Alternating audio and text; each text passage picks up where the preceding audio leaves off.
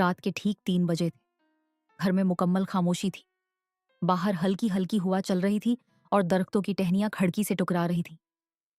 میں اپنے کمرے میں لیٹا ہوا تھا، موبائل اسکرول کرتے کرتے آنکھ لگنے ہی والی تھی کہ اچانک ٹھک ٹک ٹک، کھڑکی پر کسی نے آہستہ سے دستک دی۔ میں نے فوراً آنکھیں کھول دیں۔ دل تیزی سے دھڑکنے لگا۔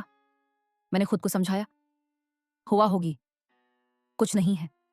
لیکن پھر دوبارہ آواز آئی، ٹک ٹک ٹک۔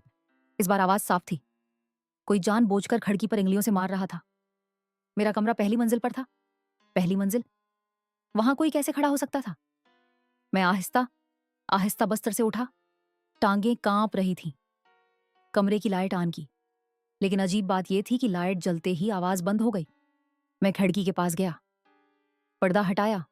باہر کچھ نہیں تھا، صرف خالی گلی اور اسٹریٹ لائٹ کی پیلی روشنی۔ میں نے گہری سانس لی، دماغ کھیل کھیل رہا ہے۔ میں واپس بستر پر لیٹ گیا۔ تقریباً 5 منٹ بعد میرا موبائل خود بخود آن ہو گیا۔ اسکرین پر ایک نوٹیفکیشن آیا، ان نون نمبر، کھڑکی سے باہر مت دیکھو۔ میرا خون جیسے جم گیا۔ میں نے فوراً کھڑکی کی طرف دیکھا۔ پردہ آہستہ آہستہ خود ہل رہا تھا۔ کمرے میں ہوا نہیں چل رہی تھی۔ پھر موبائل پر دوسرا میسج آیا، میں تمہیں دیکھ رہی ہوں۔ میرے ہاتھ کانپنے لگے۔ میں نے ہمت کر کے پردہ دوبارہ ہٹایا اور اس بار کھڑکی کے بالکل باہر ایک چہرہ تھا، سفید بے جان آنکھیں، لمبے کالے بال، ہونٹوں پر عجیب سی مسکراہٹ۔ میں چیخ بھی نہ سکا۔ وہ پہلی منزل پر ہوا میں معلق تھی۔ پھر اس نے اپنا سر آہستہ سے ٹیڑھا کیا اور کھڑکی کے شیشے پر اپنی پیشانی مار دی۔ ٹھاک، شیشہ ہل گیا۔ میں پیچھے گر گیا۔ اچانک کمرے کی لائٹ بند ہو گئی۔ موبائل کی اسکرین خود بخود روشن ہوئی۔ ویڈیو کال آ رہی تھی، ان نون کالر۔ میں نے کانپتے ہاتھوں سے کال ریسیو کی۔ اسکرین پر میرا اپنا کمرہ نظر آ رہا تھا۔ میں خود زمین پر بیٹھا ہوا تھا، لیکن ویڈیو میں میرے پیچھے کوئی کھڑا تھا، وہی عورت۔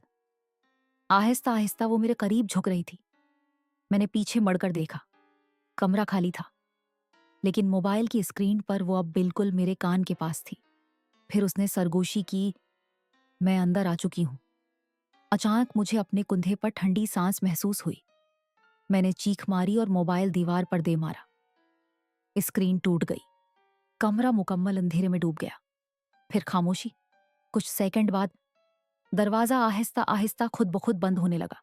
میں بھاگ کر باہر نکلنا چاہتا تھا، لیکن دروازہ زور سے بند ہو گیا۔ کمرے کے کونے سے کسی کے رونے کی آواز آنے لگی۔ میں نے ہمت کر کے پوچھا، تم کون ہو؟ جواب آیا، میں وہ ہوں جسے تم نے 3 سال پہلے بھلا دیا تھا۔ میرا دماغ گھوم گیا۔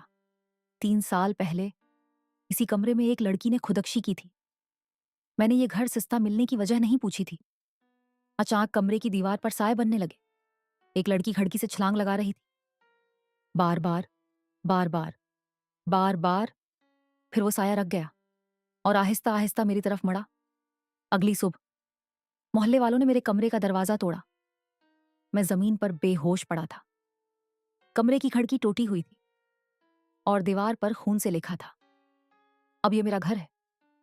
پولیس نے کیس بند کر دیا۔ انہوں نے کہا شاید میں ذہنی دباؤ میں تھا، لیکن عجیب بات یہ تھی، میرا موبائل مکمل ٹوٹ چکا تھا، پھر بھی اس میں آخری ویڈیو محفوظ تھی۔ اس ویڈیو میں صاف نظر آ رہا تھا، میں کھڑکی کے سامنے کھڑا ہوں اور میرے پیچھے کوئی نہیں، لیکن کھڑکی کے باہر میں خود کھڑا تھا اور مسکرا رہا تھا۔